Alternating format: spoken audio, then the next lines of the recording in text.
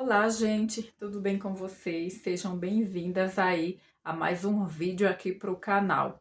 O vídeo de hoje é um vídeo diferente, mas é algo que aconteceu comigo, né? Uma descoberta aí há uns anos atrás, não é recente, mas o perrengue é recente. Através desse probleminha, eu tive dois perrengues, vou contar para vocês e que sirvam de alerta para vocês, mulheres, e estimulem vocês aí a fazer os exames anuais, porque só através desses exames anuais que a gente faz, a gente descobre esse tal de mioma, gente. Se alguém de vocês aí tem mioma, sabe de alguma história, podem deixar aí nos comentários, tá bom? Então, é um probleminha chato, me aterrorizou por uns dias. Hoje em dia, eu tenho um pouco de ansiedade, eu tenho um pouco de crise, de vez em quando eu tenho um pouco de crise com relação a esse problema, porque eu convivo com mioma, né? No meu caso, não é caso de cirurgia ainda, devido ao tamanho dele. Tem alguns momentos que eu tenho algumas latejações, algumas furadinhas, né, na região. Aí eu fico pensando se vai vir aquele perrengue que eu já passei duas vezes. Então eu vou começar do começo explicando para vocês como eu descobri que estava com mioma. E o meu tipo de mioma, ele é o submucoso, tá, gente? Que é aquele mioma que ele cresce dentro do útero, e é dentro da parede do útero, tá? Então é um mioma interno. Por quê? Porque existem mais dois tipos. O intramural, que é nas paredes do útero, e tem o mioma subseroso, que ele é externo, ele fica para fora do útero. Há muito tempo, né, principalmente depois que eu casei, lá em 2010, eu fui muito fiel às consultas, né, principalmente aí nessa área íntima. Eu sempre fui todo ano fazendo os devidos exames, né? Então, lá em 2015, esse meu tipo de mioma, ele aparece mais a partir dos 30 anos, tá, gente? A partir dos 30, dos 35, ele aparece a partir dessa idade aí. Comigo, na época, eu tava com 33 anos por aí. Então, ele foi descoberto lá em 2015.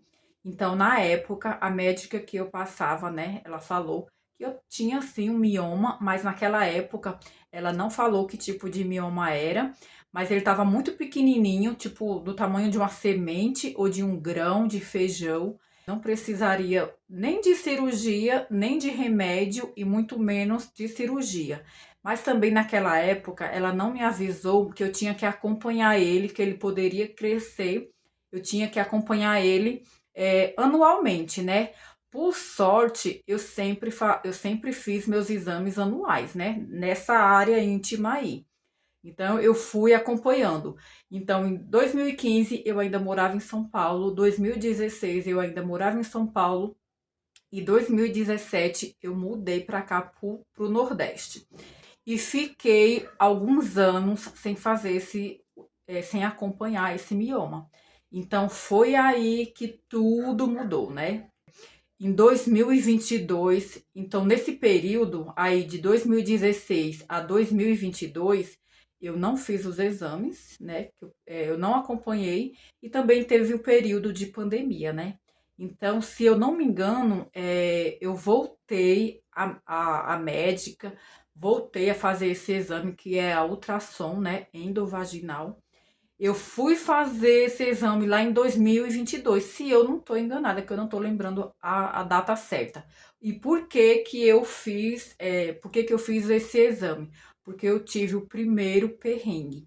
Eu já tomava, né, nessa época que eu passava na minha médica, eu sempre usei o anticoncepcional por outros motivos também, cólicas, né? Eu também já tive ovário policístico, eu tenho uma predisposição para essas coisas. Então, eu já fazia uso do anticoncepcional, mas o que eu usava não é apropriado para esse tipo de mioma. Acredito que ele seja mais leve. Então, quando foi lá em 2022, eu tive o primeiro perrengue.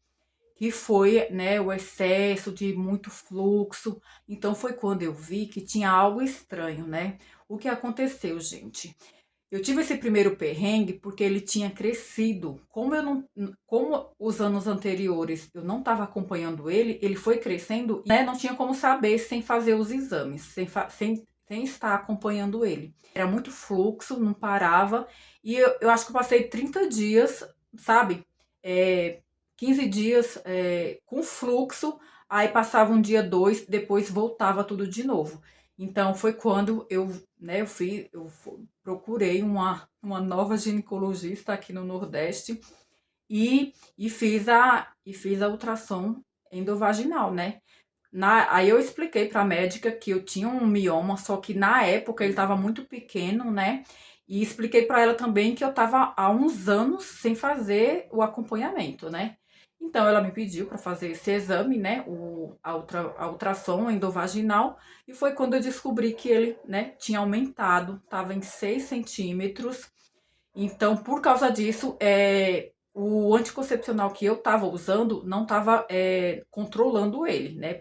Devido ao tipo de hormônio. Por isso, a importância de anualmente você tá fazendo aí, tá? Visitando a sua ginecologista, o seu ginecologista, né? E tá fazendo a ultrassom endovaginal. Porque só através dela que você vai acompanhar o tamanho aí o tamanho do mioma, vai acompanhar também o que você tem no seu útero, nos seus ovários, entendeu? Não adianta a gente correr dos exames, porque só através deles que a gente fica sabendo se a gente tá com saúde ou não, né? Tinha crescido, tinha evoluído e já estava com 6 centímetros. A minha médica me passou, né, um novo anticoncepcional, que é esse que eu uso, né? São com 28 comprimidos. Eu finalizo a cartela e já inicio outra, tá? Eu não tenho intervalos. Então, ele é específico para quem tem esse tipo de mioma, né?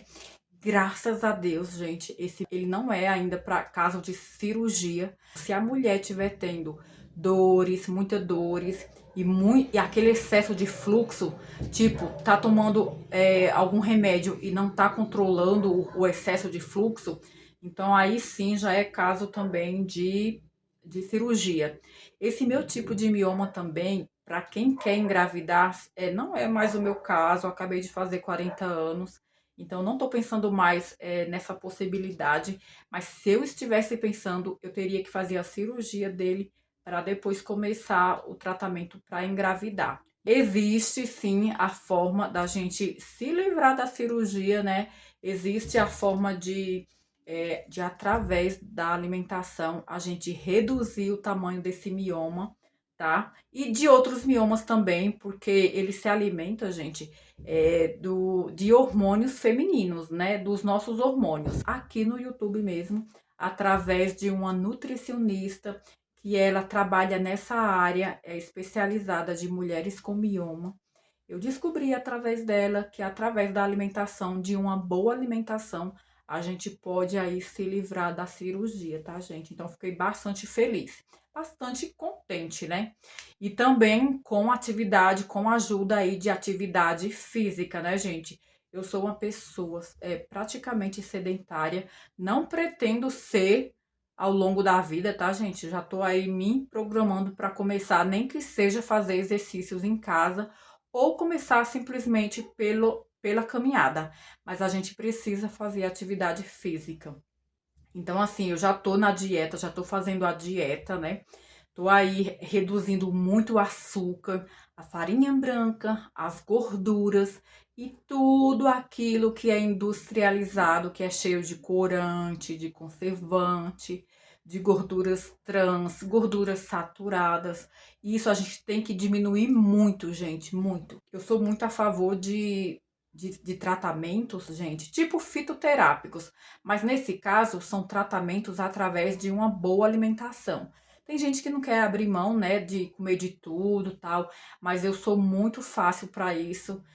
Eu abro mão de uma hora para outra. Se eu tiver que escolher entre fazer cirurgia ou fazer uma dieta drástica, sabe, bem drástica mesmo, eu vou preferir fazer essa dieta, gente. Bom, eu também recentemente descobri que eu tô acima do peso. Eu meço 1,62 de altura e eu me pesei dias atrás e estou com 78 quilos, ou seja, estou muito acima do peso. Então, há uns anos atrás também, logo que eu casei, em 2013, eu também fiquei muito acima do peso. Aí visitei uma nutricionista, ela me passou uma dieta, eu fiz uma boa, eu não tenho problema de reduzir certas coisas da alimentação ou deixar de comer algumas coisas também.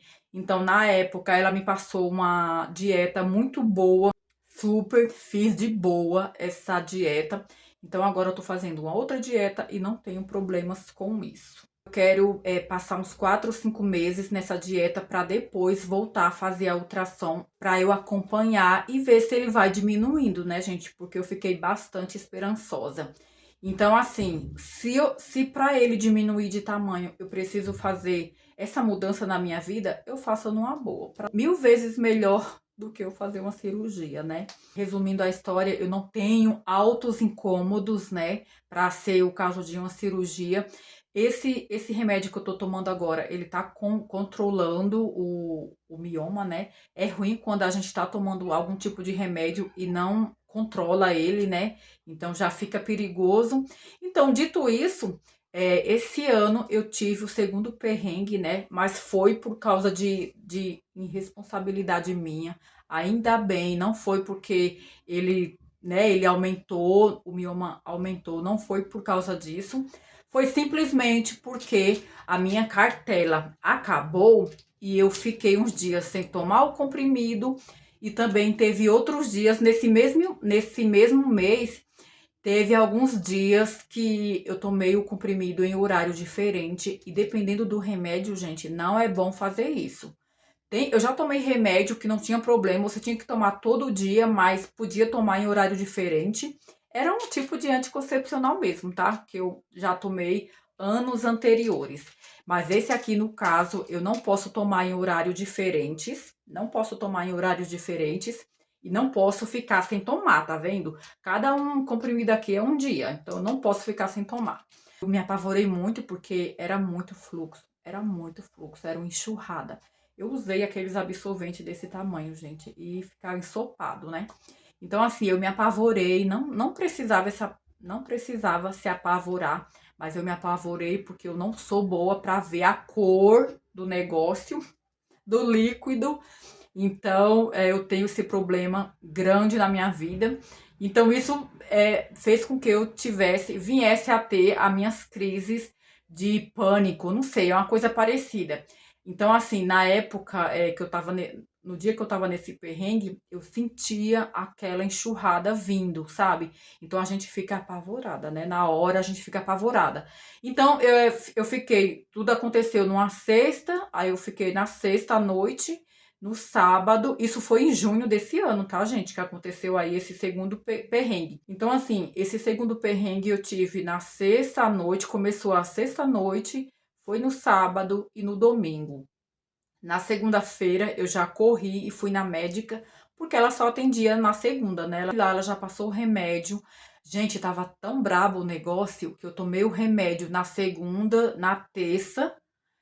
O remédio era para 2 dias, era 12 comprimidos. Eu tinha que tomar dois, eu acho que era dois por dia, de 500 gramas cada negócio. Só sei que ela me passou na segunda, eu tomei na segunda, na terça, na quarta, né? Na terça ele já acabou, então aí eu fiquei a quarta ainda do mesmo jeito, eu fiquei com medo. E na quinta foi que foi diminuindo.